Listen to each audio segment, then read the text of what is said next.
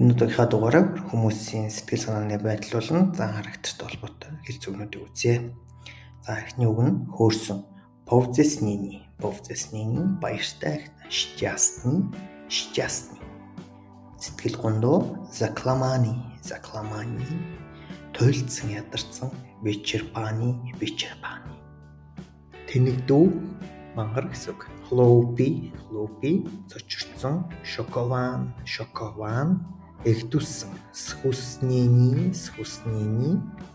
бухимдалтай. Розлобени за тавтаад үзье.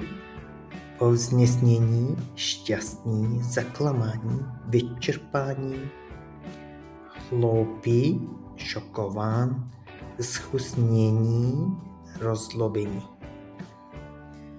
За дундуур хүн байна гэхээр незауяти дурлсан. Замиловани сэтгэл дурлан. Симпатицкий гонигтай гэхээр смутни.